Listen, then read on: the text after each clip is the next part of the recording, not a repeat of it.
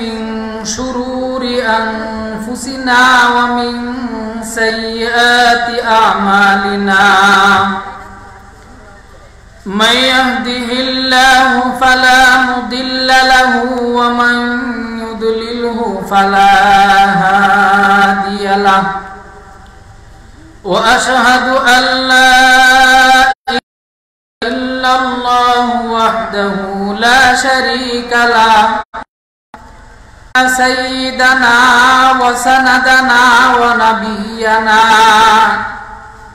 ومولانا محمدا عبده ورسوله أرسله بالحق بشيرا ونذيرا وداعيا إلى الله بإذنه وسراجا وقمرا منيرا أما بعد فأعوذ بالله من الشيطان الرجيم بسم الله الرحمن الرحيم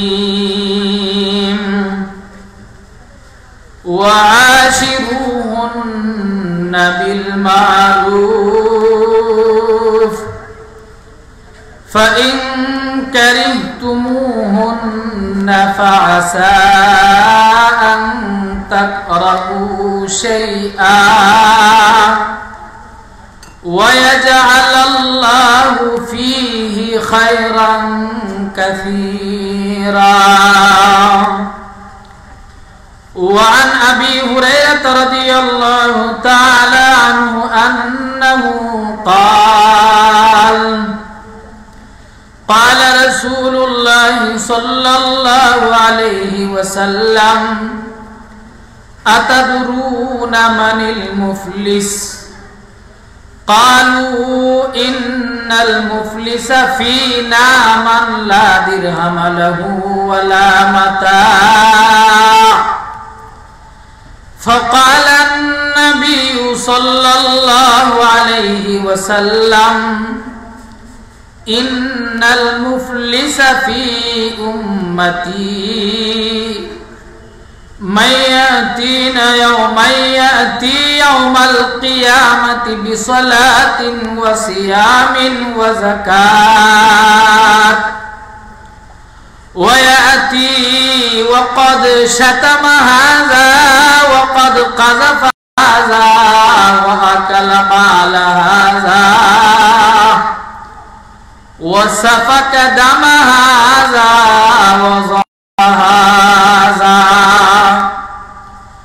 فيعطي هذا من حسناته وهذا من حسناته فإن فنيت حسناته قبل أن تقضى ما عليه أخذ من خطاياهم فطرحت عليه ثم طرح في النار.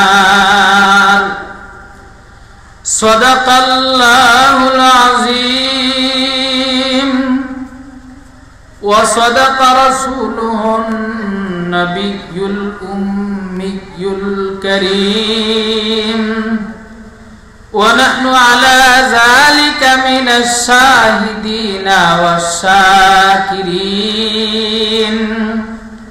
والحمد لله رب العالمين. محبতের সাথে নামাজের দুরূদ শরীফ পড়ি। اللهم صل على محمد وعلى آل محمد كما صليت على إبراهيم وعلى آل إبراهيم إنك حميد مجيد. اللهم بارك على محمد وعلى آل محمد কামা বারাকতা আলা ইব্রাহিম ওয়া আলা আলি ইব্রাহিম ইন্নাকা হামিদুম মাজিদ। ইসামতি ইসলামিয়া আরাবিয়া মাদ্রাসা কর্তৃক আয়োজিত আজকের 115তম বার্ষিক ইসলামী সম্মেলনের মুহতারাম ও মুকাররম সভাপতি, জাতির পথ প্রদর্শক হযরত উলামায়ে কেরাম, আমার সামনে উপবিষ্ট অত্র অঞ্চলের বয়োজ্যেষ্ঠ পিতৃতুল্য মুরব্বিয়ানে কেরাম, সমবয়সী যুবক ভাইয়েরা, পর্দার আড়ালের আমার অত্যন্ত শ্রদ্ধা মা ও বোনেরা, আল্লাহ রাব্বুল আলামিনের দরবারে সর্বপ্রথম লাখো কোটি শুকরিয়া আদায় করছি, যিনি আমাকে এবং আপনাদেরকে আজকের এই মজলিসে আসার, কথা বলা শুরু করা এবং আপনাদেরকে কথাগুলো শোনার জন্য এখানে বসার তৌফিক দান করেছেন। এই জন্য উচ্চ কণ্ঠে অন্তরের অন্তঃস্থল থেকে একবার করি আলহামদুলিল্লাহ। সম্মানিত হাজিরিন, বর্তমান যে সময়টা, এটা হলো সবকিছুতে বেজালের সময়। সব জায়গাতে বেজাল। হাটে বাজারে যত জিনিসপত্র ক্রয় বিক্রয় হয়, যেটাতেই হাত দিবেন সেটাতেই বেজাল। তেলে বেজাল, মাছেও বেজাল, গুস্তেও বেজাল, খাদ্যের সব ধরনের খাদ্যের মধ্যে বেজাল আর বেজাল, ঠিক কিনা? এরকম যেরকম ভাবে দুনিয়াবি সব জিনিসপত্রে বেজাল, এরকম ভাবে বর্তমানে ওয়াজ মাহফিলের মধ্যেও কিছু কিছু বেজাল আছে। এমন বেজাইলে ওয়াজ, এমন বেজাইলে বক্তা, এই বক্তা আর বক্তৃতা শুনিয়া মানুষ যদি সেইগুলোর উপরে ঈমান আনে, সেই কথাগুলো যদি বিশ্বাস করে, তো তার এই বেজাইলে ওয়াজ শোনার বাদে বেজাইলে ওয়াজের অনুযায়ী নিজের ঈমান আর আকীদাকে যদি তৈরি করতে যায়, তো তার ঈমানটাও বেজাল হয়ে যাবে। দেখেন, বেজাইলে এক বক্তা, আগে একটা কথা বলে রাখি তাইলে সুবিধা হবে। কথাটা হলো এই, আরেক সমস্যা হলো বেচর্চা। ব্যক্তি স্বার্থকে চরিতার্থ করার জন্য যদিও হারাম, কিন্তু কোন ব্যক্তি যদি আলেমের লেবাস তৈরা, মানুষকে দ্বীনের পথে আনার লেবাস তৈরা দ্বীনের 12টা বাজায়, তাইলে সেই ব্যক্তির 12টা বাজানো প্রকৃত আলেমের দায়িত্ব এবং কর্তব্য। ওই সময় মুখের ভিতরে তালা দেওয়াটা বরং অন্যায়, ঠিক কিনা? আমরা যদি মনে করেন যে এটা হুজুরে গীবত করতেছে, তাইলে তো রাসূলুল্লাহ সাল্লাল্লাহু আলাইহি ওয়াসাল্লাম পৃথিবীতে আগমন করার পরে পৃথিবীতে যত বেজাইলে বক্তা, বেজাইলে বক্তব্য ছিল, এই বেজাইলে বক্তব্যের বিরুদ্ধে তিনি কথা বলতে পারতেন না। হযরত ইব্রাহিম আলাইহিস খালকে কুরআনের মাসলায় নিজেকে উৎসর্গ করার জন্য। প্রশ্নটা কি? যে হুজুর, আমার একটা প্রশ্ন, রাসূলুল্লাহ মুমিন কিংবা মুসলমান ছিলেন কিনা জানতে চাই। তো লোকেরা তাদের মারতে চাইছিল যে এটা কেমন প্রশ্ন হলো, রাসূলুল্লাহ মুসলিম ছিলেন বা মুমিন ছিলেন কিনা এটা কোনো প্রশ্ন হয়? এই জন্য তারা মারতে চাইছিল। কিন্তু এখন আমার বুঝে আসে যে ওই লোকটা কোন কারণে প্রশ্ন করছে। কারণ এই লোকটা এই প্রশ্নটা এই জন্য করছে যে বেজাইয়া কোন বক্তা শ্রোতাদের উদ্দেশ্যে প্রশ্ন করে, বলেন দেখি রাসূলুল্লাহ মুসলিম ছিলেন কিনা, রাসূলুল্লাহ মুমিন ছিলেন কিনা? শ্রোতারা উত্তর দেয় অবশ্যই রাসূলুল্লাহ মুসলিম ছিলেন, রাসূলুল্লাহ মুমিন ছিলেন। বেজাইলে বেদায় কয় না না না, রাসূলুল্লাহ মুসলিম ছিলেন না, রাসূলুল্লাহ মুমিন ছিলেন না, রাসূলুল্লাহকে মুসলিম কিংবা মুমিন বলা যাবে না। বলেন না নাউযুবিল্লাহ। কেন বলা যাবে না? রাসূলুল্লাহকে মুসলিম বা মুমিন বললে কি অসুবিধা হয়? তো এই বেজাইলে বেদায় মানুষের কাছে বড় বক্তা কিন্তু আলেম, পায়জামা, পাঞ্জাবি, টুপি সবকিছুই আছে। ওই লোকে বলছে, দেখেন রাসূলুল্লাহকে যদি মুসলিম বলেন তাইলে আমি একটা কোরআনের আয়াত পড়ি, সে অবশ্য হাদিস কইছে, কয় হাদিস শরীফের মধ্যে আসছে আল্লাহ রাসূল বলছেন ইন্নাল মুসলিমুনা ইখওয়াতান। এটা তার পড়া, আমার পড়া না। ইন্নাল মুসলিমুনা ইখওয়াতান, কয় মুসলমান মুসলমান পরস্পরে ভাই ভাই। এমনি যদিও ইন্নাল মুসলিমিনা ইখওয়াতুন, কিন্তু তিনি পাঠ করেছেন ইন্নাল মুসলিমুনা ইখওয়াতান, মুসলমান পরস্পরে ভাই ভাই। তো মুসলমান পরস্পরে ভাই ভাই হলে সমস্যা কি? কয় মুসলমান পরস্পরে ভাই ভাই হলে রাসূলুল্লাহ যদি মুসলিম হয়, আমিও যদি মুসলিম হই, তো রাসূলুল্লাহ মুসলিম আমিও মুসলিম, দুজন ভাই ভাই হয়ে গেলাম। দুজন ভাই ভাই হলে অসুবিধা কি? কয় বড় ভাইয়ের বউ ছোট ভাইয়ের ভাবি লাগে, তাইলে তো নাউজুবিল্লাহ রাসূলুল্লাহর স্ত্রীগণ নাউজুবিল্লাহ আমাদের ভাবি হয়ে যায়। অথচ রাসূলুল্লাহর স্ত্রীগণের পারিভাষিক নাম হলো উম্মাহাতুল মুমিনিন, আমাদের মুসলমানদের মাতা। তো মা ভাবি হয়ে যাইতেছে রাসূলুল্লাহকে মুসলিম বলার কারণে। কাজেই এই সমস্যা থেকে মুক্তির একটাই পথ, রাসূলুল্লাহকে মুসলিম বলা যাবে না, মুমিন বলা যাবে না। যখন তিনি মুসলিম হলেন না, তো তিনি আমার ভাই হইলেন, তিনি আমার ভাই হইলেন না, তখন তার স্ত্রীরা আমাদের ভাবি হইলেন না, জায়গা মতো উম্মাহাতুল মুমিনিন রয়ে গেছেন।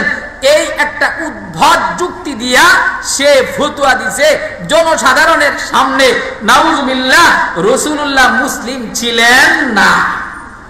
আপনাদের কি ধারণা রাসূলুল্লাহ মুসলিম ছিলেন না মুসলিম ছিলেন? রাসূলুল্লাহ কি মুসলিম ছিলেন? আল্লাহ, আমি যদি প্রথমত তার যুক্তির আলোকে আলোচনা করি, তাইলে আমি ওনাকে জিজ্ঞাসা করি, ভাই আপনি কি বিয়ে শাদী করছেন? যদি কইরা থাকেন তো বাচ্চা কাচ্চা আসেনি?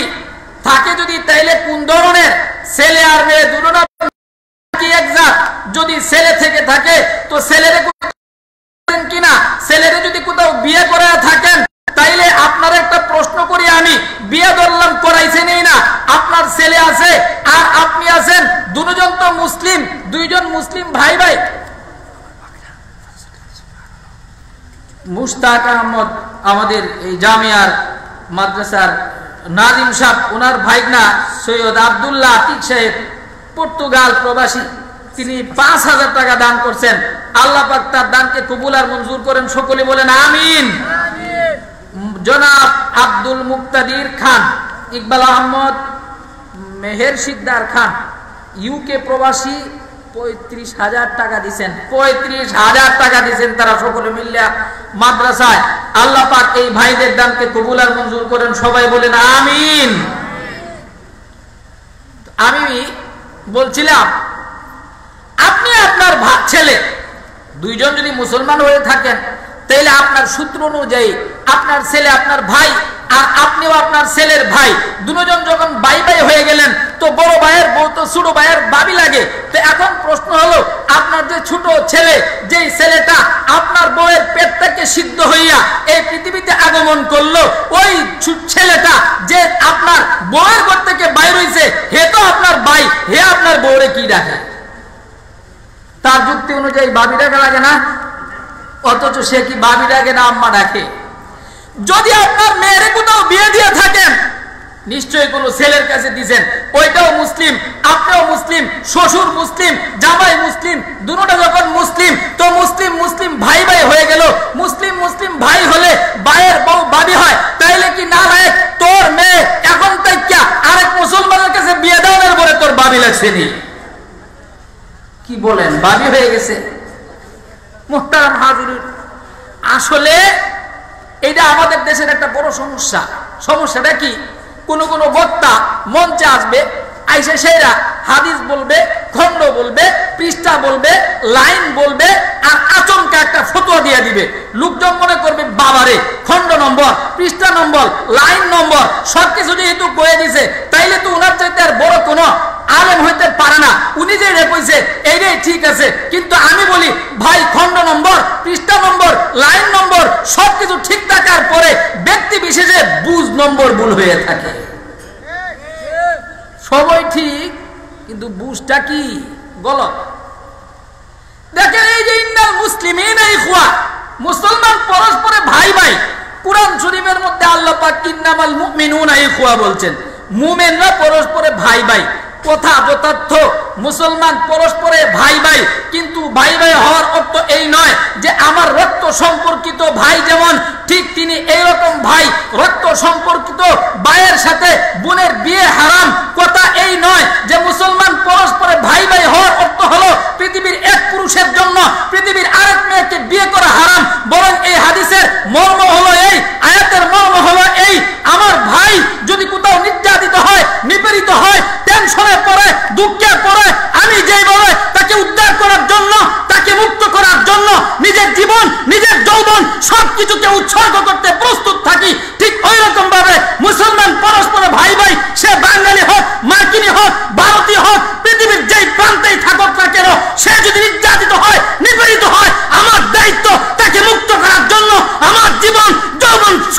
থেকে বিলীন করে দিব ইনশাআল্লাহ।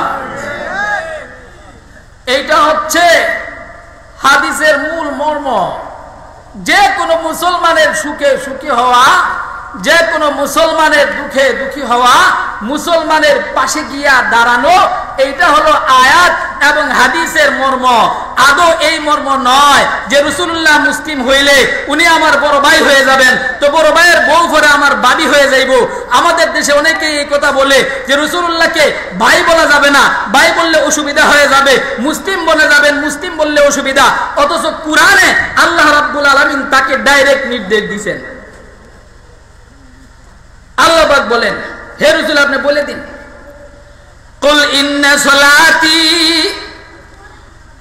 সলাতি ওয়া নুসুকি ওয়া মাহইয়ায়া ওয়া মামাতি লিল্লাহি রাব্বিল আলামিন লা শারীকা লাহু ওয়া বিযালিকা উমিরতু ওয়া আনা আউয়ালুল মুসলিমিন।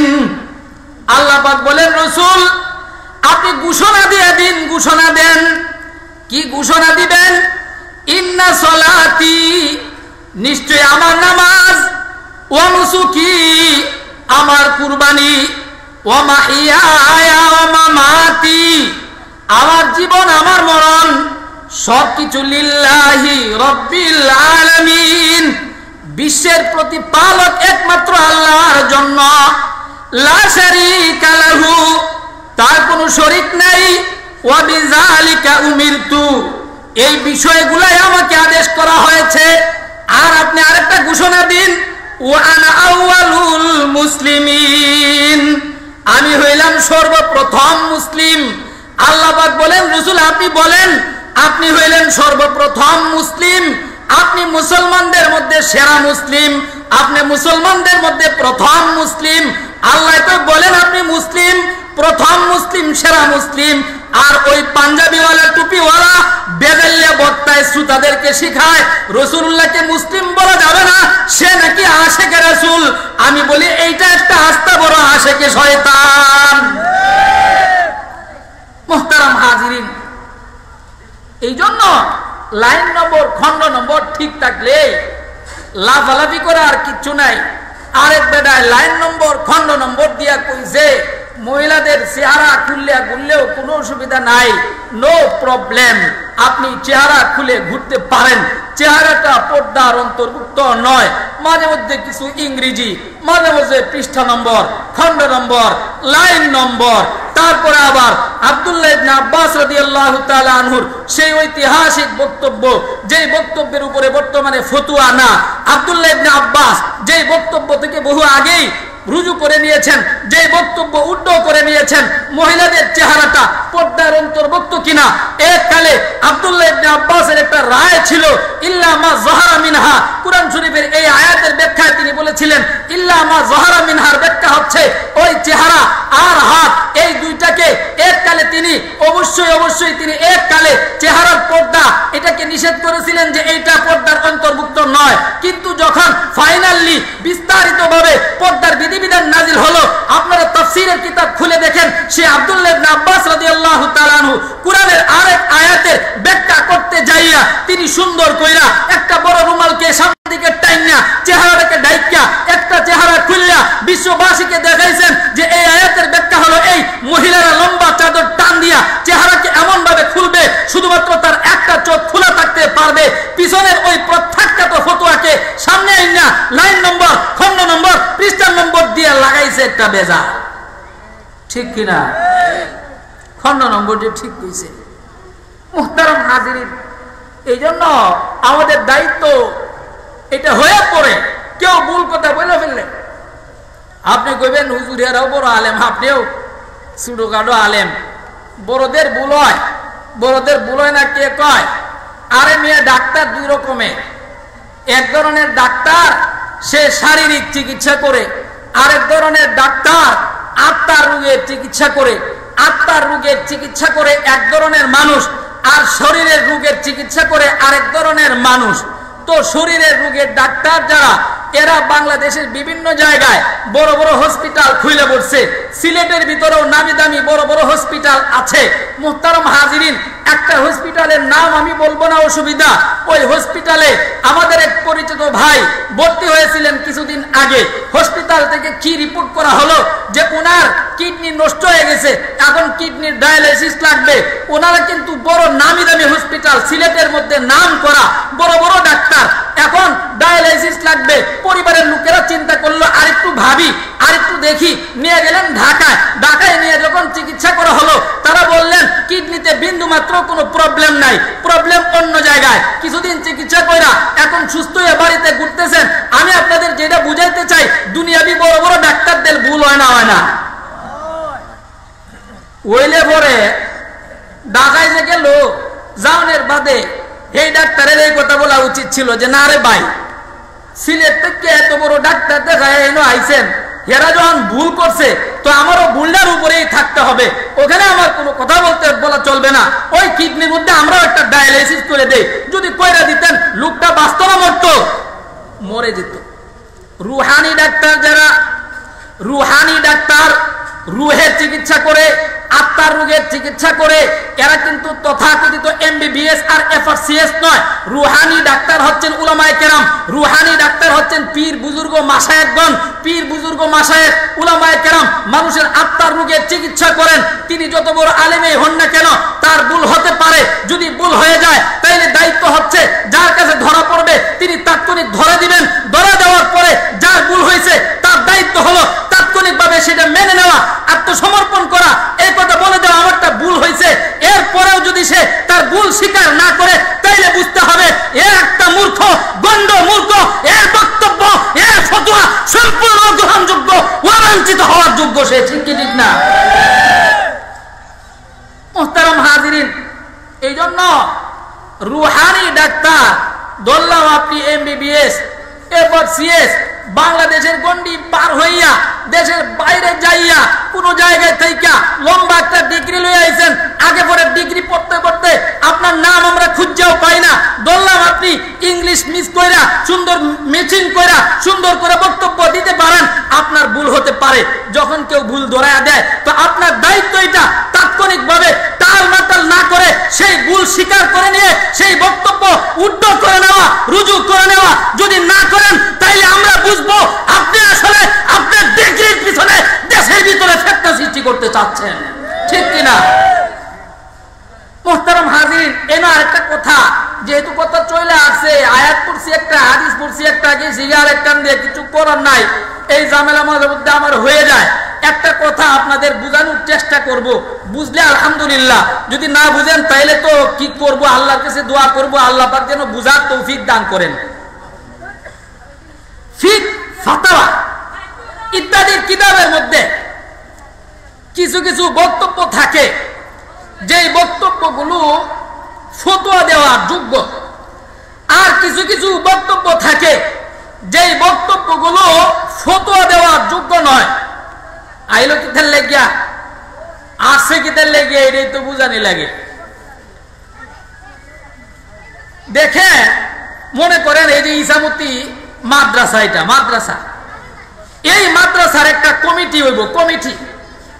তো এই কমিটি বানাইতে যাইয়া একজন সভাপতি, একজন সেক্রেটারি নিয়োগ দিতে হয়। মানুষ একত্রিত হয়েছে 100 জন। 100 জন জমা হওয়ার পরে 90 জনে ভোট দিছে যে এই গ্রামের, আমি আন্তাজি কার কথা কইমু, এক আন্তাজি একটা নাম কই ধরলাম, একজন ব্যক্তির নাম আছেন আব্দুল কাদির।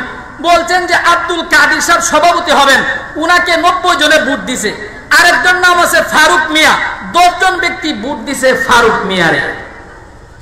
আপনারা বলেন তো দেখি, সভাপতির আসন অলঙ্কৃত করবেন কোনজন, আব্দুল কাদির না ফারুক মিয়া? আপনারা আমার কথা বুঝতেছেন? আব্দুল কাদির হইব না ফারুক মিয়া চেয়ারম্যান হইব? 90 ভোট পড়ছে আব্দুল কাদিরের পক্ষে, 10 ভোট পড়ছে ফারুক মিয়ার পক্ষে।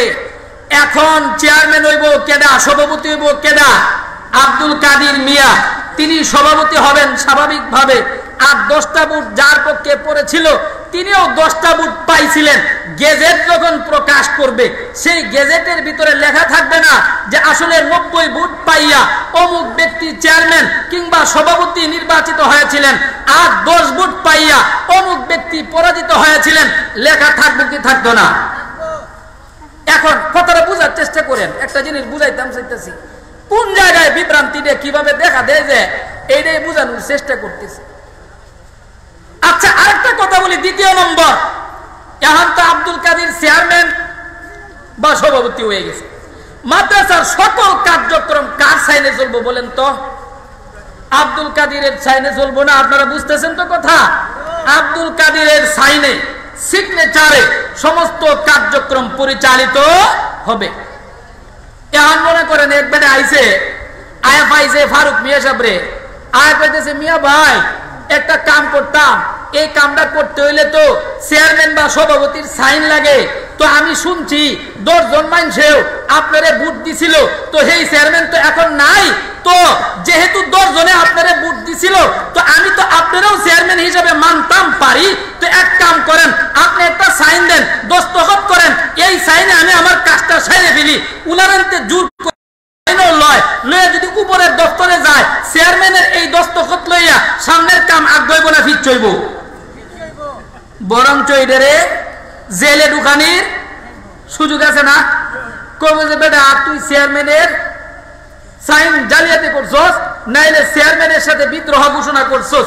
90 জনের ভোট পাইয়া যখন সভাপতি নির্বাচিত হয়ে গেল, এখন 10 জন যারে ভোট দিছিল কেমন যেন হ্যাঁ কোনো ভোটেই পায় নাই, সে চেয়ারম্যান নয়, সে সভাপতি নয়, তার কোনো পাওয়ার নাই, তার পাওয়ার লেস, কিছুই করতে পারবে না। ঠিক ওই রকম ভাবে ফিকহের কিতাবে, ফতোয়ার কিতাবে মনে করেন 90 জনে একটা কইছে, 10 জনে আরেকটা কইছে। এখন যারা কিতাব লিখে, কিতাব লিখতে যাইয়া বলে যে 90 জনের রায় এইটা, এই রায় অনুযায়ী ফতোয়া, অবশ্য 10 জন ব্যক্তি এমন একটা বক্তব্য দিয়েছিলেন যেই বক্তব্যটা গ্রহণযোগ্য নয়, অগ্রহণযোগ্য।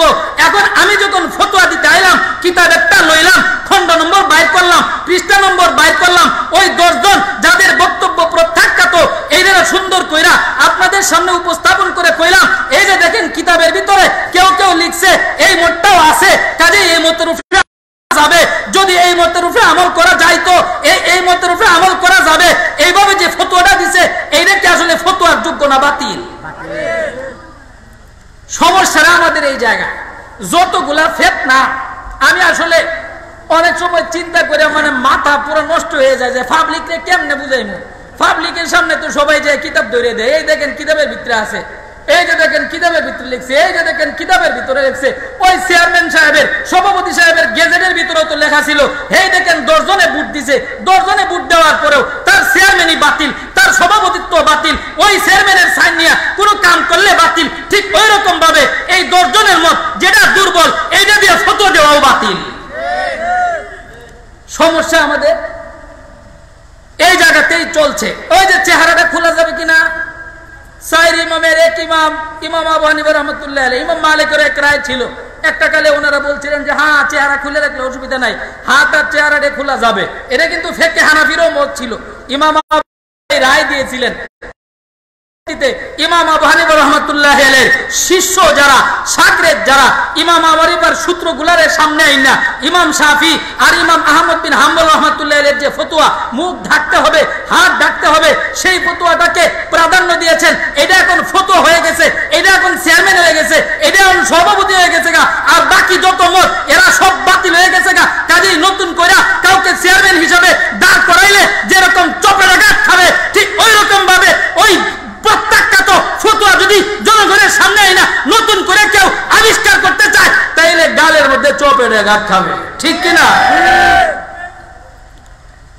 কুরআন শরীফের সুস্পষ্ট আয়াত, আল্লাহ পাক বলছেন, ইয়া আইয়ুহান নবী কুল লিআজওয়াজিকা ওয়া বানাতিকা ওয়া নিসাইল মুমিনিন ইউদনিনা আলাইহিন্না মিন জালাবিবিহিন্না।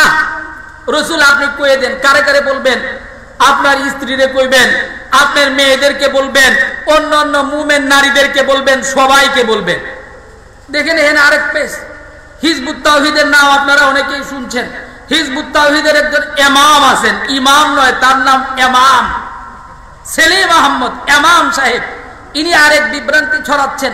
ওই যে পৃষ্ঠা নম্বর, খণ্ড নম্বর, লাইন নম্বর সব ঠিক আছে, কই আল্লাহ পাক বলছেন ইয়া আইয়ুহান নবী ইয়া নিসা আন-নবী লাস্তুন্না কাআহাদিম মিনান নিসা ইন ইত্তাকাইতুন্না ফালা তাখদানা বিল কওল ফায়াতমা আল্লাযী ফী কলবিহি মারাদু ওয়া কুলনা কাওলান মারুফা কারনা ফী বুয়ুতিকুন্না ওয়ালা তাবাররাজনা তাবাররুজাল জাহিলিয়াতিল উলা ওয়া আকিমনাস সালাত ওয়া আতিনাজ যাকাত ওয়া আতিনাল্লাহ ওয়া রাসূলা। হিজবুত তাওহীদের ইমাম বলে এইখানে তো আল্লাহ পাক আল্লাহ রাসূলের স্ত্রী যারা এদেরকে সম্বোধন করেছেন, সাধারণ মুমিন নারীদেরকে সম্বোধন করে নাই।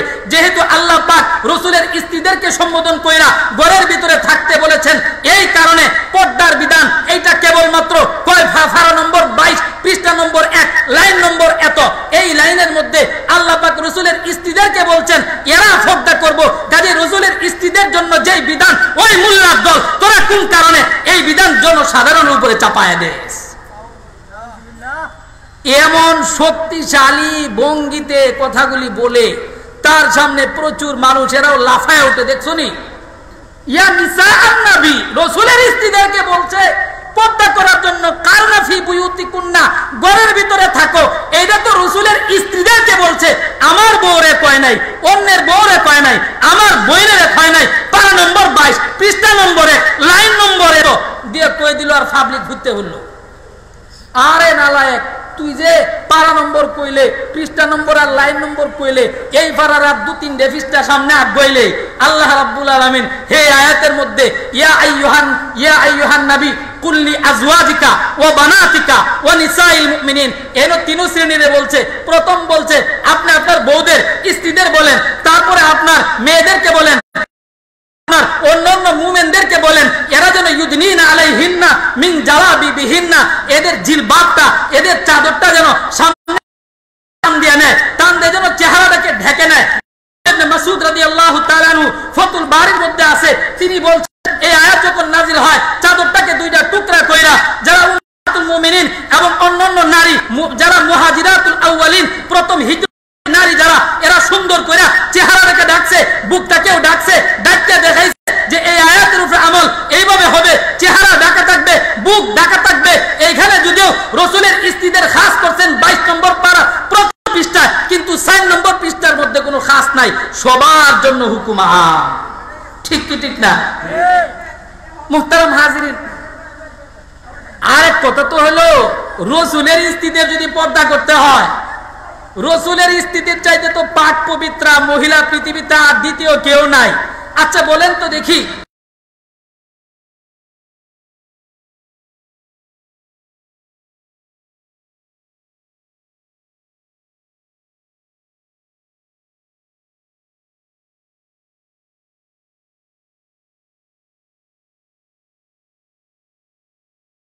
তো উম্মাহাতুল মুমিনিন রাসূলের স্ত্রী, আমাদের মা, তারপর যে আপনারা তোমরা পর্দার ভিতরে থাকো, এরা পাক পবিত্র পর্দার ভিতরে থাকতে হয়। তাইলে রাস্তাঘাটের ওই সমস্ত মেয়ে যারা আমার আত্মীয় হয় না, যাদেরকে দেখলে জৈবিক চাহিদা উদ্বেলিত হয়ে ওঠে, ওদের জন্য পর্দায় থাকা অবশ্যই জরুরি।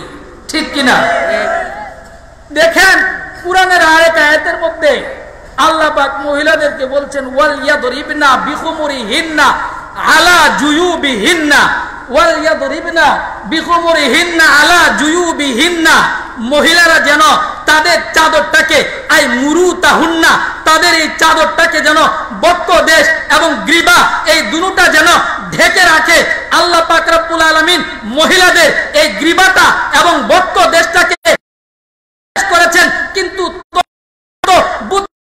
বাংলাদেশে বৈশা ক্লাসের মধ্যে, স্কুলের মধ্যে, কলেজের ভিতরে আইন করে মহিলারা বুক খুলতে ঢাকতে পারবে না, মহিলাদের জন্য উড়না পরা নিষিদ্ধ, মহিলারা উড়না ছাড়া কলেজে আসবে। এরা বুদ্ধিজীবী মুসলমান, মুসলমানের ঈদগাহে আসে, কোরআনের বিধানের বিরোধিতা করে, কোরআনের আইনকে নিয়ে ব্যঙ্গ করে।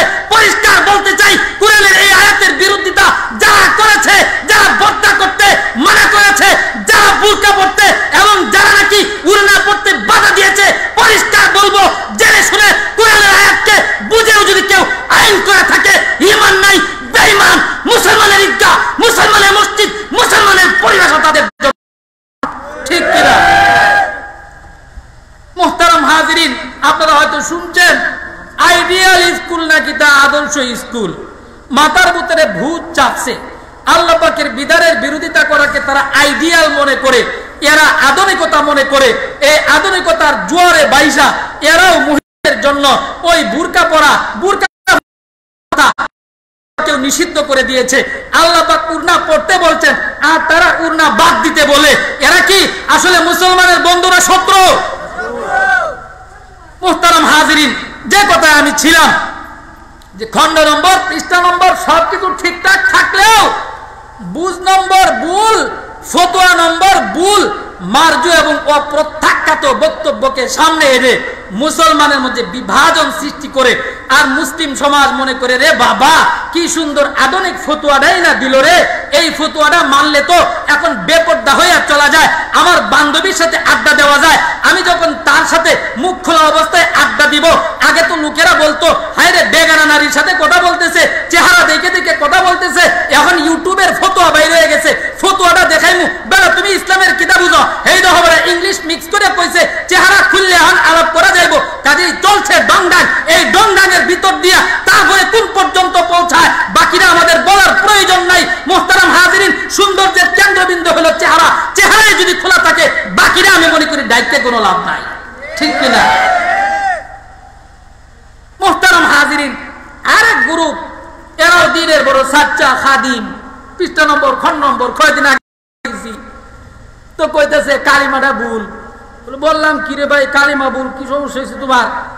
কয়ে যে আমরা কালিমা পড়ি লা ইলাহা ইল্লাল্লাহু মুহাম্মাদুর রাসূলুল্লাহ। দেখাইতে পারবেন কোরআন শরীফের কোন আয়াতের মধ্যে এটা আছে?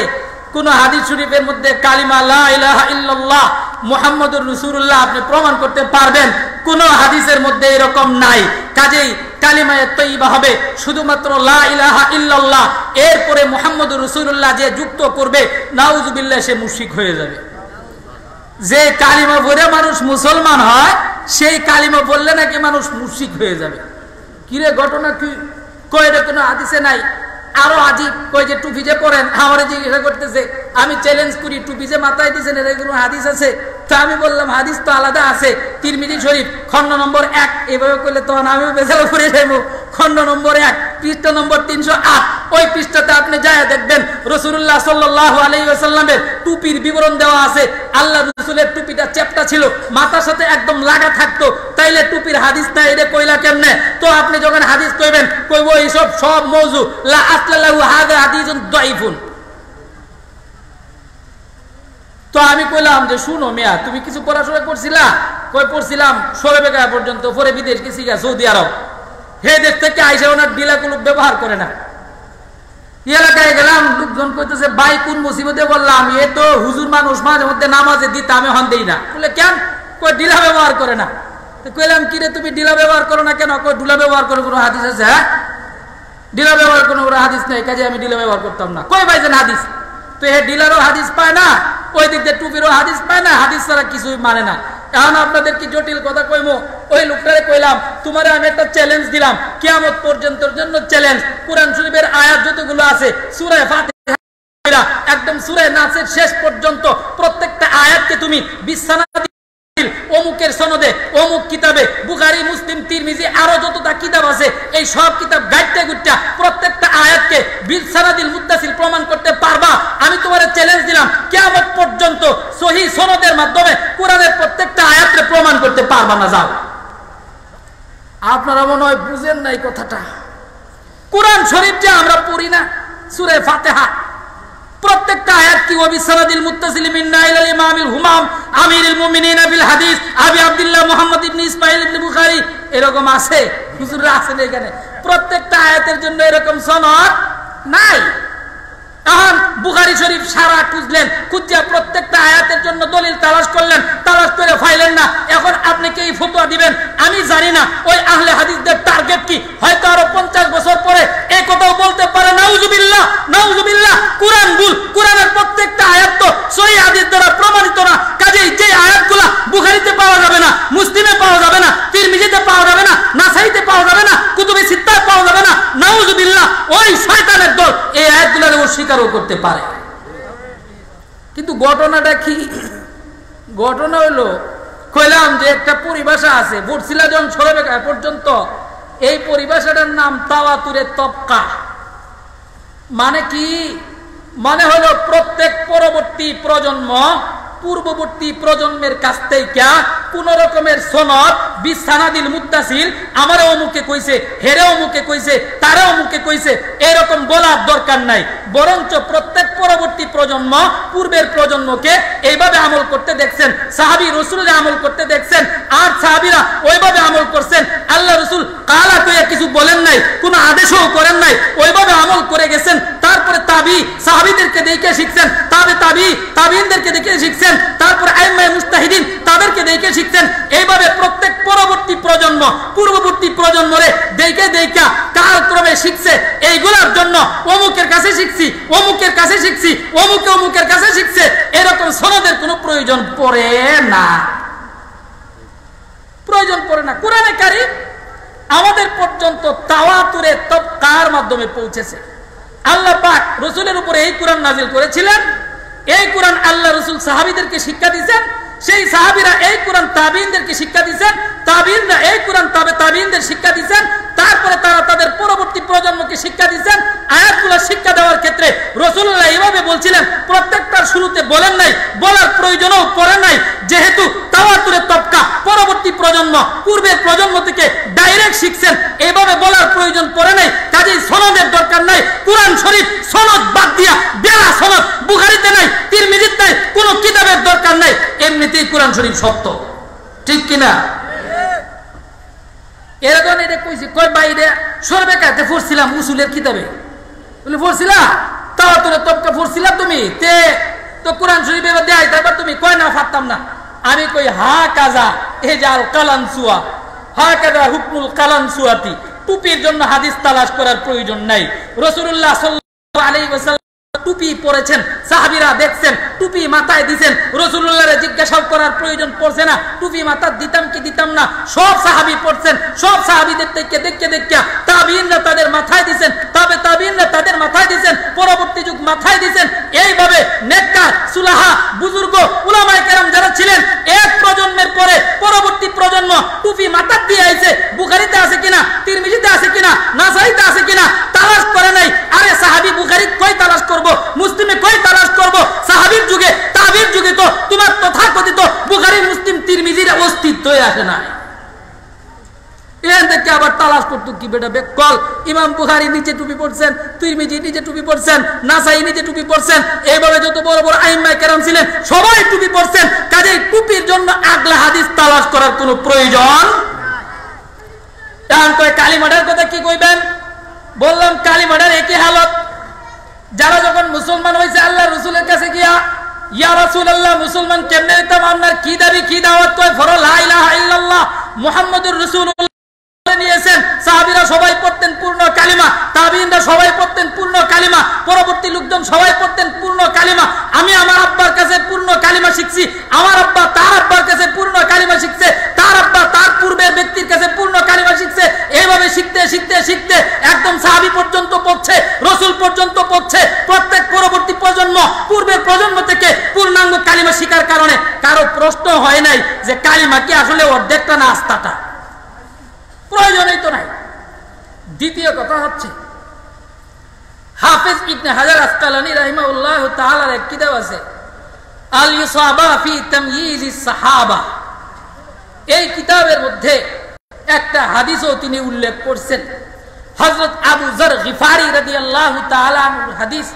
হযরত আবু যর রাসূলুল্লাহ সাল্লাল্লাহু আলাইহি ওয়াসাল্লামকে তালাশ করতে করতে এক জায়গায় যা পাইলেন। রাসূল জিজ্ঞাসা করলেন, আবু যর রে, কোন কারণে আমার কাছে আইছো? কই, ইয়া রাসূলুল্লাহ আপনার কাছে আইছি, আপনি কি কথা বলেন, কিসের দাওয়াত দেন, কিসের শিক্ষা দেন, কিসের তালিম দেন, এটা জানার জন্য আসছি। আপনার বক্তব্যটা কি? আল্লাহ রাসূল বলেন, আনা আকুলু লা ইলাহা ইল্লাল্লাহ মুহাম্মাদুর রাসূলুল্লাহ। পূর্ণ কালিমাটা পড়েছেন যে আমার বক্তব্য তো হলো আল্লাহ ছাড়া কোনো মাবুদ নাই, মুহাম্মদ আল্লাহ রাব্বুল আলামিনের আল্লাহ তাআলার রাসূল।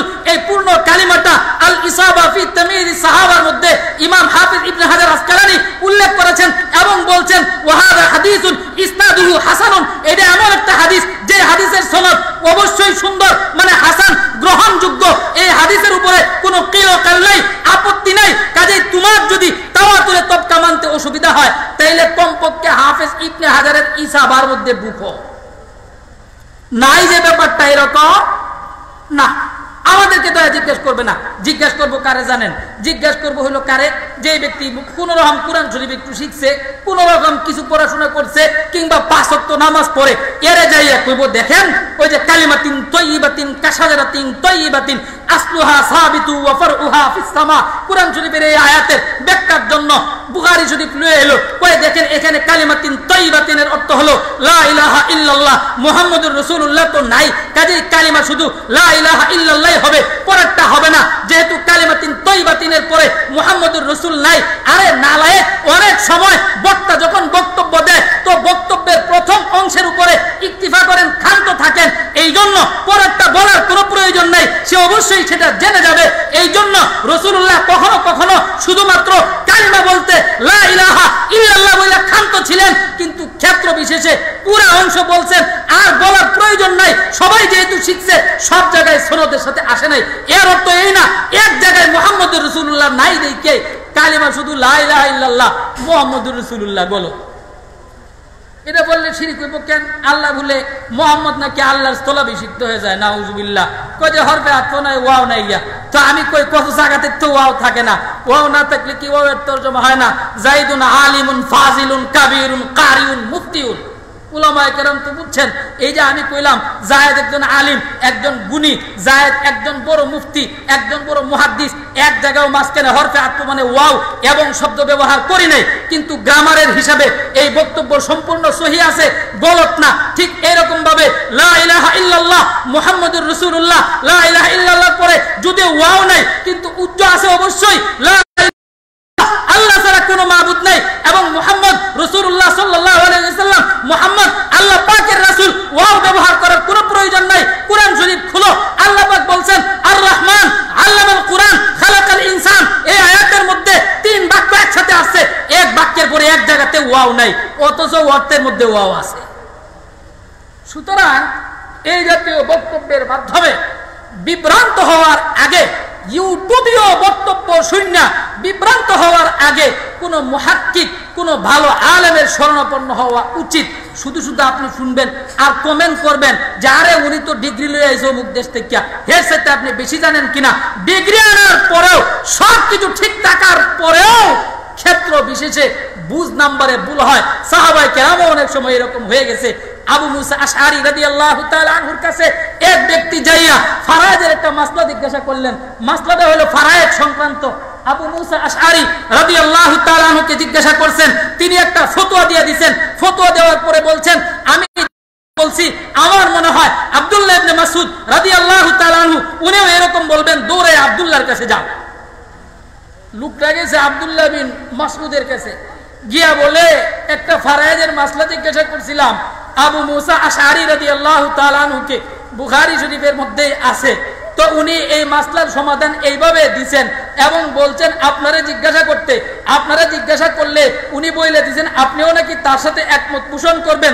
আব্দুল্লাহ ইবনে মাসউদ বলেন নাউজুবিল্লাহ, ভাই এটা কি বলছে, এই ফতোয়া যদি মানে তাইলে তো সমস্যা হয়ে যাবে, ফতোয়াতে ভুল হবে। তিনি ফতোয়াটা শুধরাইলেন, শুধরানোর পরে বললেন আবার যা আবু মুসা আশআরী রাদিয়াল্লাহু তাআলা আনহু কে বলো যে আপনার ফতোয়াটা এরকম ছিল আর আব্দুল্লাহর ফতোয়া এরকম, তিনি ভুল ধরে দিয়েছেন। ওই লোক দৌড়ে গেলেন আবু মুসা আশআরীর কাছে, গিয়া বললেন হযরত আপনি যে ফতোয়া দিয়েছিলেন আব্দুল্লাহর কাছে পাঠাইছিলেন, তিনি তো ফতোয়াতে এরকম একটা ভুল ধরছেন এবং আপনারা জানাইতে বলছেন। আবু মুসা আশআরী বললেন হ্যাঁ ভাই আমার তো ভুল হয়ে গেছে, তোমার একটা কথা বলি লা তাসআলুনি মা হাযাল হিবরু ফীকুম, তোমাদের বলে রাখি যতদিন পর্যন্ত তোমাদের মধ্যে আব্দুল্লাহ বিন মাসউদের এমন পণ্ডিত ব্যক্তি থাকবে ততদিন আর আমারে জিজ্ঞাসা করিও না, আব্দুল্লাহ বিন মাসউদের কাছেই যাই।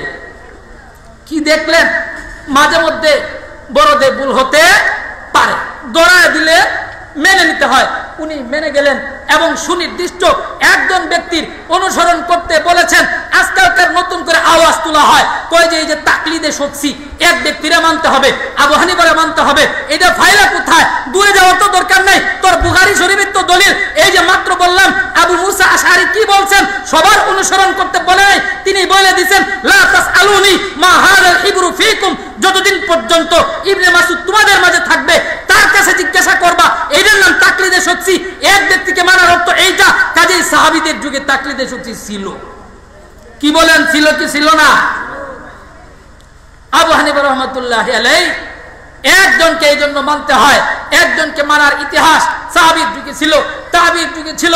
ইমাম আবু হানিফা তো নিজেই তাবিঈ ছিলেন, তাকে একজনকে আবার এটা আবার বলে রাখি, এমনিতে ইমাম আবু হানিফা যা বলছেন সব শরীয়ত, আর ইমাম আবু হানিফা বাদ দিয়া বাকি অন্য যে সমস্ত ফতোয়া দিছে সেইগুলা গায়রে শরীয়ত। কথা এইরকম নয়, সবগুলাই শরীয়ত।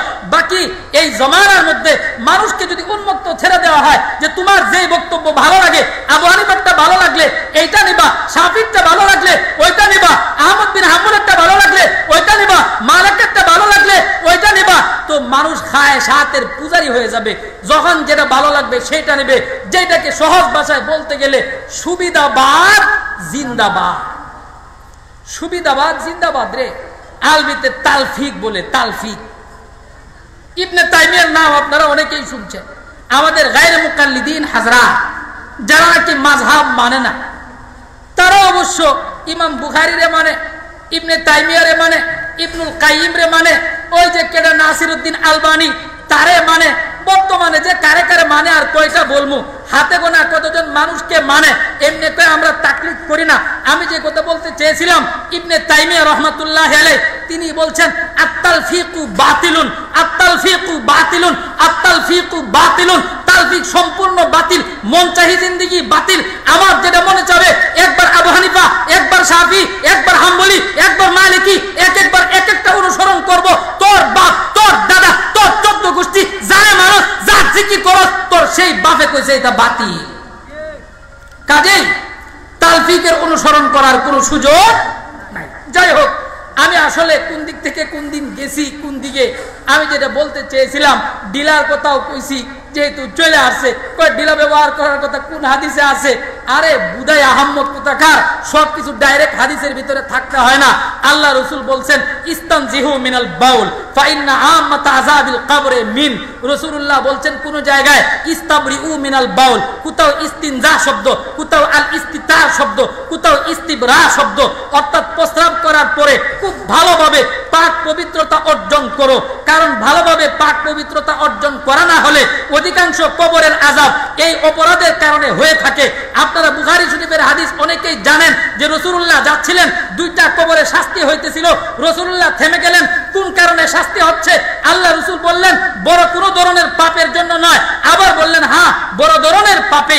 বড় বললেন না কেন প্রথম? কারণ বাঁচাটা কঠিন ছিল না। আবার বড় বললেন কেন পরে? কারণ আযাবটা বড় মারাত্মক। দুইটা অপরাধ কি? কই এই লোকের কবরে শাস্তি হচ্ছে কারণ এ সুগুল করি করত, আরেকজনের দুশ্চর্চা করত, আর এই লোক লা ইস্তানজিহু মিনাল বাউল, প্রস্রাব করার পরে ভালো করে ইস্তিবরা হাসিল করত না, পাক পবিত্রতা অর্জন করত না, এই কারণে তার শাস্তি হচ্ছে। এখন বলবেন যে বুঝলাম হুজুর, প্রস্রাব করলেও ভালো করে পাক পবিত্রতা অর্জন করতে হবে, এটা বুঝলাম। তো এই টিস্যু ব্যবহার করার এটা কই পাইলেন? টিস্যু ব্যবহার করা কয় কি জানেন নাকি? কয় যে মাটির চাক্কা দিয়া ওই বিশেষ জায়গায় ধরে রাখে, নাউজুবিল্লাহ, এদের দিমাগ এত নষ্ট হইছে। কয় এইভাবে ওই জায়গার মধ্যে ধরে রাখার অর্থ হলো নাউজুবিল্লাহ, নাউজুবিল্লাহ, নাউজুবিল্লাহ। কয় মাটির সাথে নাকি জিনা করা। তুই যে বলে বড় বাথরুমে যাস, এই সময় যে টিস্যু কিংবা মাটির ডিলা ব্যবহার করস, কোন জায়গায় লাগাস? তো ওই জায়গায় লাগানোর পরে সেইটা কোন জিনা হয়? আমি বলবো না ওইটা গুনাহ, কিন্তু তোর কথা অনুযায়ী এটা হয়ে যায়। তো বাহাসুরত বলবেন যে হুজুর আল্লাহ রসুল কি এরকম ডিলা লয়ে হাসছে, কোনো হাদিসে আছে? আরে আল্লাহ রসুলের হাসছে কিনা এটা থাকার কোনো প্রয়োজন নাই। আপনি মূল বক্তব্যটা দেখেন। আসলে আমরা অনেক সময় বেজার লাগে এইখানে, ওই যে বলছি বুঝ নম্বর গলত। আল্লাহ রসুল তো বলছেন ভালো করে পাক পবিত্রতা অর্জন করো। আপনারা হাদিস শরীফে এই হুজুরে আছেন, এইখানে একটা কাল ছিল এরকম, যখন সাহাবায়ে কেরাম গাছের পাতা খাইতেন। গাছের পাতা খাওয়ার কারণে আমাদের বকরিয়ার ছাগলগুলা যেরকম লেদায়, যেরকম বিষ্ঠা ত্যাগ করে, এমন বিষ্ঠা ত্যাগ করতেন। তখন তারা পাক পবিত্রতা অর্জন করতেন কি দিয়া? গাছের পাতা দিয়া। পানি ব্যবহার করার প্রয়োজন ছিল না, কারণ পায়খানাটা ছিল শক্ত, এইটা বিভিন্ন জায়গায় সরায়াত করতো না, অতিক্রম করতো না। পাতা দিয়ে ঘষা দিছে, বস পাক পবিত্র হয়ে গেছে। যখন মুসলমানদের উন্নতি হয়েছে, ভাত তরকারি খায়, তো পায়খানা এখন নরম হয়ে যখন নরম হয়ে গেছে, বাথরুমের ভিতরে যাইলে পরে পায়খানা যেটা বাইর হয় এক জায়গায় থাকে না, বিভিন্ন জায়গায় সারায়াত করে। এখন শুধু ডিলা ব্যবহার করলে অসুবিধা, পানি এখন জমা করছে, আগে ডিলা তারপরে পানি ব্যবহার করছে। আয়াতে কারিমা কুরআন শরীফের মধ্যে এদের পবিত্রতা, এদের কি বলবো মর্যাদা বর্ণনা করতে যাইয়া আল্লাহ পাক আয়াত নাযিল করছেন, অথচ এর আগে দুটোটারে তো একত্র করার কোনো পদ্ধতি ছিল না, তারাই না করলো আগে। কিন্তু জমানা বেশ কম, বাথরুমের ধরন পাল্টে গেছে, কাজে আগে ডিলা তারপরে পানি। ওই মিয়া 14.5 বছর আগের মানুষের সাথে আমরা তুলনা করলে কি আর চলে? 1450 বছর আগের মানুষ কত সুস্থ ছিলেন, কত সবল ছিলেন, প্রস্রাব করছেন, জারা মারছেন, পরিষ্কার হয়ে গেছে, পানি মারছেন, পরিষ্কার হয়ে গেছে, হাঁটতে গেছেন, এখন আর লঙ্গিত বলে নাই। কারণ এতটা আজকালকার যুগের মানুষের মতো তারা কিন্তু বিভিন্ন রোগে আক্রান্ত ছিলেন না। আমি শুরুতেই বলছিলাম সব জায়গায় ভেজাল, খাদ্যে ভেজাল, পানিতে ভেজাল, ঔষধে ভেজাল। এই ভেজাল খাইতে খাইতে খাইতে 1450 বছর পরের মানুষ অসুস্থ হয়ে গেছে। সব জায়গায় অসুস্থতা, সব জায়গায় বেমারি, প্রস্রাব কইরা উঠতে আইছে, পানি মাইরা একটু পরে পরে দেহে জ্বর জড়াইয়া পড়তেছে। ঠিক কি ঠিক না? তাহলে জমানা পাল্টিছে না? মানুষের ধরন পাল্টিছে না? পাল্টে গেছে। এই জন্য ইমামুল হারামাইন রাহিমাহুল্লাহু তাআলা তিনি সুস্পষ্ট ভাষায় লিখছেন, ভাই মূল বক্তব্যটা সামনে রাখো, ইস্তিবরাকে সামনে রাখো, পাক পবিত্রতা অর্জনকে সামনে রাখো।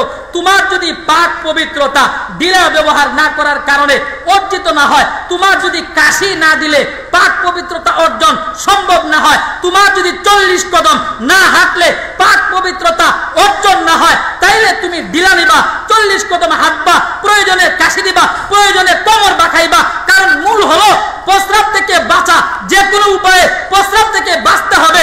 এই জমানা যেহেতু পাল্টে গেছে গা, রোগ বালাই বাড়ছে, কাজেই যে সমস্ত পদ্ধতি অবলম্বন করলে পবিত্রতা অর্জন করা যায় সবগুলা বৈধ।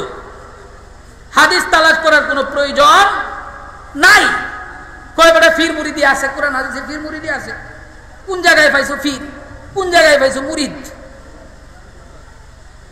সারা কোরআন শরীফ পড়লেও কোন জায়গায় যে আপনি পীর শব্দ পাবেন না, এটা তো চ্যালেঞ্জ। সারা কোরআন শরীফ তালাশ করবেন, কোন জায়গায় মুরিদুন শব্দ আপনি কোরআন শরীফের মধ্যে আছে, কিন্তু আমরা যে উদ্দেশ্যে মুরিদ শব্দ ব্যবহার করি, এইভাবে মুরিদুন শব্দ কোরআন হাদিসে আমরা যেভাবে ব্যবহার করি, কোরআন শরীফে পীর নাই, কোরআন শরীফে মুরিদ নাই, তাইলে এই পীর মুরিদি ফাইলা কই? পীর মুরিদি সম্পূর্ণ ভণ্ডামি, কাজে এই ভণ্ডামি ছাড়তে হবে। তো আমি কই ভাই, পীর মানে কি আগে বুঝেন, তারপরে দেখেন কোরআন শরীফে আছে কিনা। শব্দে শব্দে যে থাকতে হবে এটা কোনো জরুরি না। আমরা এখানে যারা আছি এরা সবাই নামাজ পড়ি কি পড়ি না? আপনারা কি নামাজ পড়েন? রোজা রাখেন? সবাই রোজা রাখেন? রোজা রাখি, নামাজ পড়ি। তো আমি ওনাদের চ্যালেঞ্জ দিয়ে বলবো, সারা কোরআন শরীফ, সারা হাদিস শরীফ, যত ইতিহাসের কিতাব আছে সব তালাশ করো তো দেখি, সব হাদিসের কিতাব তালাশ করো, একটা কিতাবের মধ্যেও নামাজ শব্দ, রোজা শব্দ রাসূলুল্লাহর মুখ থেকে বাইর হয়েছে, সাহাবীর মুখ থেকে বাইর হয়েছে, তাবির মুখ থেকে বাইর হয়েছে, খুঁজে পাইবা না। এখন কি আমরা নামাজ বাদ দিলাইমো, রোজা বাদ দিলাইমো? কই কোরআন শরীফে কই আছে নামাজ শব্দ? দেখান তো, কোরআন শরীফে তো নামাজ নাই, কোরআন শরীফে তো রোজা নাই। ভাই নামাজ শব্দ এখানে নাই, কিন্তু নামাজের হাকিকত কোরআন শরীফের মধ্যে আছে। নামাজটাকে আল্লাহ পাক কোরআন শরীফের মধ্যে সলাত শব্দ দিয়ে ব্যক্ত করছেন। সলাত শব্দের আবিধানিক অর্থ একটা, পারিভাষিক অর্থ হচ্ছে আরেকটা। সলাত শব্দের এক অর্থ তো হচ্ছে, সলাত শব্দের অর্থ দোয়া, সলাত শব্দের অর্থ রহমত, সলাত শব্দের অর্থ ইস্তিগফার, সলাত শব্দের অর্থ হলো নিজের নিতম্বকে নাড়ানো। মুহতারাম হাজিরিন, সলাত শব্দের এক অর্থ আগুনের মধ্যে কোন একটা লাকড়ি দীর্ঘক্ষণ পর্যন্ত সিদ্ধ কইরা ওই লাঠিটাকে সোজা করা, এই অর্থেও সলাত শব্দটা আবিধানিক অর্থে আসে। এগুলা সব আবিধানিক অর্থ।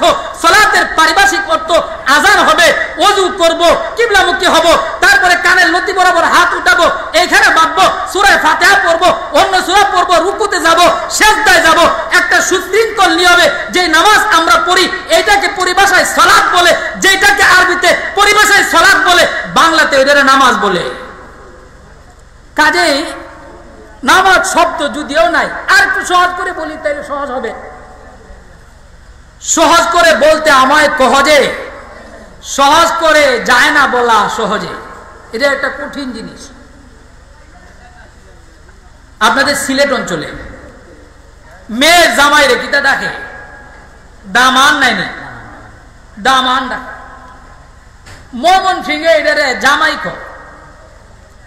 আচ্ছা এখন আমি যদি কই যাই হ্যাঁ এই কিতা নাউজুবিল্লাহ আস্তাগফিরুল্লাহ আস্তাগফিরুল্লাহ লা হাওলা ওয়ালা কুওয়াতা ইল্লা বিল্লাহ এই নামে কিতা লাগে কই তো আমার দামান লাগে বলে কি বলেন দামান বলতে তো কোনো শব্দই নাই এটা কোনো আত্মীয়তার সম্পর্ক হইল নাকি এই ধরনের কোনো আত্মীয়তা বলতে কিছুই পৃথিবীতে নাই নতুন করে কোন জায়গা থেকে আবিষ্কার করলেন 153 বার আস্তাগফার করেন কয় তো হুজুর কিতা কোন লাগবে কয় দামান রে জামাই কোয়া লাগবে তো জামাইয়ের অর্থ কি আর দামানের অর্থ কি দুটো এক নাবে দূর আচ্ছা মাতুল ছিলেন মাতুল আছে না আপনাদের দেশে আমাদের দেশে এটা জাম্বুরা কয় জাম্বুরা কয় আচ্ছা কেউ কেউ কয় দল্লা আমাদের দেশে জাম্বুরা কয় না এখন কয় মাতুল খাওয়া হারাম জাম্বুরা খাওয়া যায় কেন কয় এটা ময়মনসিংহের ভাষা আর এটা সিলেটের ভাষা কাজেই ভাষার যেহেতু মিল নাই বস্তু একটা কি বলবো শব্দ যেহেতু ভাগ ভাগ হয়ে গেছে গা জামাই যায় দামান না যায় মাতুল হারাম আর জাম্বুরা কি নালায়েক কুতাকার যেইটা নামাজ এইটাই সালাত যেইটা রোজা এইটাই সোম রোজা এটা হলো উর্দু শব্দ আরবিতে যেটাকে সোম বলে উর্দুতে সেটাকে রোজা বলে বাংলাদেশে সেটাকে রোজা বলে আরবি সোমের যে অর্থ সারাদিন না খায়া থাকা ওই বাংলায় রোজার একই অর্থ হাকিকতের হতে পারে বাস্তবতার হতে পারে দুইটার মধ্যে কোনো পার্থক্য নাই কাজেই রোজা জায়েজ রোজা ফরজ এরকম ভাবে সোম ফরজ সোম যেরকম কোরআনে আছে রোজা শব্দ নাই কিন্তু সোম নাম দিয়ে সেই রোজা কোরআনে আছে কথা বুঝাইতাম পারছি এবার আমি পীরের মধ্যে যাই হুজুর পীর কোরআন শরীফে কোন জায়গায় পাইলেন বেটা বেকল পীর শব্দের অর্থ কি পীর শব্দের আবেদনই করতে হলো বুড়া বৃদ্ধ ফার্সি শব্দ পীর মানে বৃদ্ধ তো বলবেন যে হুজুর বুঝলাম না পীর বৃদ্ধ দেখা যায় বেটার বয়স মাত্র 30 বছর আর এর নামের আগে পরে শব্দ লাগাইল পীরে কামেল হযরত মাওলানা মুফতি অমুক তাইলে বেটা দিদি যুবক শব্দ লাগাইলো পীর ও তো হইলো বুড়িয়া বেটা হইলো জওয়ান দুইটার মধ্যে কি মিল আছে খালি আবিধানিক অর্থ দেখবেন না পীর মানে বৃদ্ধ মতলব হলো এই লোকটা যদিও যুবক কিন্তু আল্লাহওয়ালার সুহবতে থাকতে থাকতে নিজের খায়েশাতে নফসানিকে এমন মিটাইছে যদিও যুবক এর সামনে এখন বিশ্ব সুন্দরীর আইনা এক ঘরের ভিতরে ঢুকায় দাও আল্লাহর ভয় তার দিলের ভিতরে জাহান্নামের ভয় তার দিলের ভিতরে এমন ভাবে ঢুকছে ওই যুবতী মেয়েরে যদি 30 বছরের এই পীরের সামনে ঢুকায় রাখো 130 বছরের একটা বুড়িয়ারে এই ঘরের ভিতরে ঢুকাইলে যেমন দুর্ঘটনা ঘটবে না যুবক হইলেও তার মাধ্যমে সেই দুর্ঘটনা ঘটবে না এমন ভাবে মুজাহাদা করা দিছে বেটা বয়স যদিও কম যৌবন যদিও আছে আল্লাহর ভয় এমন ভাবে ঢুকছে জাহান্নামের ভয় এমন ভাবে ঢুকছে এই ভয়ের কারণে বয়স যুবক হলেও আচরণ বুড়া বেড়ার মতো ওই পরনারীর দিকে তাকায় না পরনারীর দিকে লিপ্সা করে না অন্তরে অন্যের মালের প্রতি লোভ নাই এই কারণে বয়স কম হলেও শব্দ পীর যুবক হলেও আচরণে তিনি পীর মানে বুড়া হয়ে গেছে আচ্ছা যারা কয় যে পীর শব্দ কোরআনে নাই এরা তাদের মুরব্বীদের শুরুতে কি শব্দ ব্যবহার করে জানেন এরা শব্দ ব্যবহার করে আশায়েখ শায়েখ মোহাম্মদ অমুক শায়েখ মোহাম্মদ মদনী নাম আর মাধ্যমে কইলাম না অমুক শায়েখ তো শায়েখ অর্থ কি শায়েখ অর্থ বুড়া পীর অর্থ বুড়া যেই লাও সেই কদু কিনা যেই লাও সেই কদু আপনার মুরব্বির শুরুতে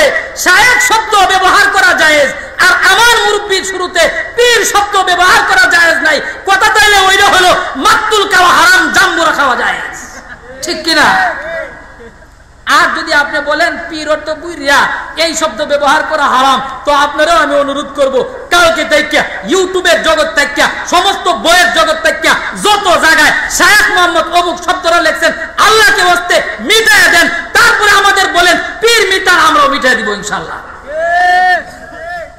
মুহতারাম হাজিরিন এবার আসেন পীরের হাকিকত কি পীরের হাকিকত হলো খুব বেশি ফোন আসতেছে পীরের হাকিকত হলো ওই যে আগে একবার হয়তো বলছি রুহানি ডাক্তার আর একটা হলো শারীরিক ডাক্তার মানুষের অন্তরের মধ্যে আত্মিক রূপ দেখা দেয়, হিংসা দেখা দেয়, লোভ দেখা দেয়, পরশ্রী কাতরতা দেখা দেয়, মানুষের চক্ষু নাপাক হয়, কান নাপাক হয়, হাত নাপাক হয়, নানান ধরনের গুনাহের মধ্যে মানুষ লিপ্ত হয়। পীরের কাম হলো এই লোকটার আত্মার সংশোধন, আত্মাকে ঠিক করা, হাসাদ দূর করে দেওয়া, হিংসা মুক্ত অন্তর তৈরি করে দেওয়া। এইভাবে অন্তরটাকে কুফুরির অন্ধকার থেকে, অন্ধকার থেকে, সমস্ত গুনাহের অন্ধকার থেকে অন্তরটাকে পাক আর পবিত্র করা, এইটা হলো পীর সাহেবের কাজ, যেটাকে আরবিতে তাজকিয়া বলে। রাসূলুল্লাহ পৃথিবীতে আসছিলেন 4 কাজ নিয়ে। কয় কাজ? হুয়াল্লাযী বা'আসা ফিল উম্মিয়্যিনা রাসূলাম মিনহুম ইয়াতলু আলাইহিম আয়াতিহি ওয়া ইউযাক্কিহিম ওয়া ইউআল্লিমুহুমুল কিতাবা ওয়াল হিকমা। 4 কাজের একটা কাজ হলো ওয়া ইউযাক্কিহিম। রাসূল পৃথিবীতে আসছেন সাহাবীদের অন্তর থেকে কুফুরের নাপাকি, নেফাকির নাফাকি, সমস্ত গুনাহগাতার নাফাকিকে দূর কইরা এই জায়গাটার মধ্যে ঈমানের প্রদীপ জ্বালানোর জন্য, নেক আমাল এবং ভালো আমলের প্রদীপ প্রজ্বলিত করার জন্য রাসূলুল্লাহ তাজকিয়ার কাজ করে গেছেন, মানুষের অন্তর পরিশুদ্ধ করে গিয়েছেন। রাসূলুল্লাহ যেই কাজ করতেন সেই কাজ পীরে করে, রাসূলুল্লাহ যেই কাজ করতেন আরবিতে ওইটাকে তাজকিয়া বলে, আর আমাদের পরিভাষায় এটাকে পীরালি বলে। তো যদি মাতুল খাওয়া হালাল হয়, জাম্বুরা খাওয়া হালাল হয়, তাইলে তাজকিয়া যদি হালাল হয়, পীর মুরিদেও হালাল হয়। ঠিক কিনা? কাজ তো দুটো এক। আপনি কাজ দেখেন, কাজ যদি এক হয়ে থাকে তাইলে অবশ্যই সেটা হালাল হবে। মুরিদ মানে কি? আরাদা ইউরিদু ইরাদাতান, মানে হচ্ছে এরাদা করা, ইচ্ছে করা। মুরিদের কাজ হচ্ছে জীবন ভরা পাপ করছি, জীবন ভরা ঘুষ খাইছি, জীবন ভরা সুদ খাইছি, জীবন ভরা নাজিবাজি করছি, আজকে তেইকা আল্লাহওয়ালার হাতে হাত ধইরা সব গুনাহ তেইকা তওবা কইরা ওই পীর সাহেবের বদৌলতে রাহে রাস্তার উপরে চলতাম, আল্লাহর পথে চলতাম। এই এরাদা আর এই ইচ্ছা যে করে তাকে মুরিদ বলে। আপনারাই বলেন, কোন ব্যক্তি যদি ইচ্ছা করে আর জিনা করতাম না, আর ঘুষ খাইতাম না, আর মদ খাইতাম না, আর হারাম খাইতাম না, আল্লাহর পথে চলবো, নামাজ পড়বো, রোজা রাখবো, তাসবিহ পড়বো, এই ধরনের নিয়ত কেউ যদি করে, এই এরাদা যদি করে, সেই এরাদাটা বৈধ হয় না অবৈধ হয়? কথা কি আমার বুঝতেছেন আপনারা? এই এরাদা যে করে, ইচ্ছা যে করে, এই ইচ্ছাকারীকে বলে মুরিদ। নিজে নিজে সব অর্জন করা যায় না মিয়া। আপনি নিজে নিজে বই পড়া নিজেকে শুধরাইতে পারবেন না। কত মানুষ একলা একলা বই পড়া চাইছে যে আমি ভালো হয়ে যাইমু, আর সত্যের গুনাহ করতাম না, 1000 বার পরে আবার যখন রাস্তায় যায়, আবার গিয়ে বেগানা নারী সামনে আসলে আবার সে দেখে ফেলে, আবার কান্দে, আবার কয় আবার দেখতাম না, আবার যায়, আবারও দেখতে ফেলে, আবার কয় আর করতাম না, আবার যায়, আবার তওবা করে, কাজ হয় না। এই লোকটা যখন কোন পীরের হাতে হাত দিয়া, একজন মুরব্বির হাতে হাত দিয়া তওবা করে কইছে, হযরত আমি আর বেগানা নারীর দিকে তাকাইতাম না, তো পীর সাহেব বলে দিছে, যদি তাকাস, যখন তাকাবি একটা ডায়েরির মধ্যে লিখবি অমুক দিন অত তারিখে এতটার সময় ওই 2টা মহিলা দেখছিলাম, লিখে আমার কাছে নিয়ে আইবি। সারাদিনে 10টা দেখলে 10 বার লিখবি, 10 বার আমার কাছে আসবি, 10 বার লেখা হুজুরের কাছে আসছে। হুজুর যখন খাতাটা পড়ছে দেখে এই লোক সারাদিনে 10 বার বেগানা নারীর দিকে তাকাইছে, হুজুর একটা জুতা নিছেন, 2 গালের মধ্যে আচ্ছা মতো পিটাইছেন। পরের দিন কইছে আবার যা তুই রাস্তায়, রাস্তায় গেছে সুন্দরী নারী পড়ছে, কয়েকবার দেখলে আবার মনে পড়ছে, দেখতাম যে কাইল্লা জুতার বাড়ি খাই আইছি, বাবারে জুতার বাড়ি খাওয়ার দরকার নাই, দেখারও দরকার নাই। এটার নাম তাজকিয়া, এটার নাম পিরালি। আর আমরা দেশে আবার পিরালির নামে আরেকটা বাইর হইছে, কই কি হল, আমি হুজুর রেগে কইতাম আমি বেগানা নারীর দিকে তাকাইছি, আমি মদ খাইছি, আমি গাঞ্জা খাইছি, আমি নামাজ পড়ি না, এইটা কথা নাই। খালি গিয়া বাবার দরবারে হাত দিয়া মুড়ি ধুয়ে আয়া পড়ছে। এখন মনে মনে চিন্তা কি, বাবার হাতে যখন হাত দিলাইছি তো বাবা এখন আমার নাজাতের ব্যবস্থা করবে, বাবা ওরে জান্নাতে নিব, বাবা ওরে ফুলসিরাত পার করব। আমার আমলের দরকার নাই, নামাজের দরকার নাই, বেগানা নারী ত্যাগ করার দরকার নাই, দুনিয়ার আকাম কুকাম সব করমু। আর বাৎসরিক একটা গরু লইয়া বাবার দরবারে যাইমু, একটা গরু দিয়ে আইমু, বাবা ওরে পার করে দিব। পরিষ্কার শুনে রাখেন, এটা পিরালির নামে ভণ্ডামি, পিরালির নামে ভণ্ডামি, পিরালির নামে শয়তানি, শয়তানি, শয়তানি ছাড়া আর কিছুই না। এই ধরনের পিরালির কথা কুরআন হাদিসে বলা হয় নাই, আল্লাহ পাক নিজেই বলছেন। রাসূল আপনি কয়ে দেন আপনি তো নবী, কিন্তু আপনার কোনো ক্ষমতা নাই কেউরে দইরা জান্নাতে নেওয়ার, আমল করতে হবে। এমনকি ফাতেমা তুমি হইলেও কাম হইতো না, আমল করো, যদি জান্নাতে যাইতে চাও তোমার আমল দিয়ে তুমি যাইবা। আমি বাবা আমি তোমারে যে গ্যারান্টি দিয়ে লয়ে দেবো এটা কোনো কথা না। আমি পীরের কাছে মুরিদ হইলাম, একটা বারো আমার অন্তরের কথা জানাইলাম না, আমার দিলের কথা জানাইলাম না, আমার গুনাহের কথা জানাইলাম না, পীর সাহেবরে হাদিয়া দেয় আর আমি বেহেশতে যাই মুগা, এই ধরনের আশা করা এর অর্থ হচ্ছে কাঁঠাল গাছ লাগাইয়া লেবু তালাশ করা, লেবু পাওয়ার স্বপ্ন। এইরকম স্বপ্ন যারা দেখে এরা স্বপ্নই দেখবে, জিন্দেগিতে জান্নাতে যেতে পারবে না। মুহতারাম হাজিরিন, আসলে আমারও বাসা থেকে খুব বেশি ফোন আসতেছে, বাচ্চাও অসুস্থ শুনছি, এই জন্য চলে যেতে হয়। আয়াত যদি অন্যটা পড়ছিলাম, ভাবছিলাম ওই বিষয়ে আলোচনা করব, কথা যেহেতু এদিকে চলে আসছে আপনাদের কথাগুলি বললাম। যদি কোনো ভাইয়ের ভাগ্যে হেদায়েত থেকে থাকে একটা কথা আমি বলবো, শেষ একটা কথা বলবো, সমাজে বিভ্রান্তির কোনো শেষ নাই। ইউটিউব খুললে বিভ্রান্ত হবেন। পৃথিবী বিখ্যাত একজন বড় ফকি আছেন, এই ফকির নাম আল্লামা জাস্টিস তকি উসমানী হাফিজাহুল্লাহ। তিনি একটা কথা লিখছেন, তিনি বলছেন একটা সময় আমার ধারণা ছিল দারুল উলুম দেওবন্দ এবং তার উত্তরসূরি যারা এরা হকের উপরে আছে, এটা ধারণা করে কইতাম। তারপরে গোটা বিশ্ব ভ্রমণ করছি, আমেরিকা গেছি, ব্রিটেন গেছি, ইউরোপ গেছি, কানাডা গেছি, পৃথিবীর সব দেশ তালাশ কইরা গুইরা গাইরা সবকিছু দেখা এখন আমি নিশ্চিত ভাবে বলতেছি একমাত্র একমাত্র একমাত্র হক যদি থেকে থাকে তাহলে উলামায়ে দেওবন্দিরাই হক পথে আছে। যে কোনো বিষয়ে যে কোনো বক্তব্য একটু যাচ পড়তাল করার জন্য এই দেওবন্দি প্রতিষ্ঠানগুলোর দিকে যাবেন, যে হুজুর কি কইলো, জীবনে শুনছিলাম এটা, এখন নতুন ফতুয়া শুনছি, এটা আসলে কি সঠিক নাকি ভুল। ইনশাআল্লাহ সুম্মা ইনশাআল্লাহ আমানতদারিতার সাথে উলামায়ে দেওবন্দিরা আপনাদেরকে হক কথা জানাবেন, এই গ্যারান্টি আমি দিতে পারি। আল্লাহ রাব্বুল আলামিন সকলকে কবুল করুন। এই বলে আমি আমার আলোচনা শেষ করছি। ওয়া আখিরু দাওয়ানা আলহামদুলিল্লাহি রাব্বিল আলামিন। এখানে হ্যাঁ হারিস আলী সাহেব পূর্ব ইসামতি ৫,০০০ টাকা, মাওলানা কাজী ওয়াইসউদ্দিন দয়ামির ১০০ পাউন্ড, কামাল উদ্দিন হামসাপুর সৌদি প্রবাসী অত্র মাদ্রাসার প্রাক্তন ছাত্র ১০,০০০ টাকা দান করছেন। যে সমস্ত ভাইরা দান করছেন আল্লাহ পাক সকলের দানকে কবুল আর মঞ্জুর করেন, সকলে বলি আমিন।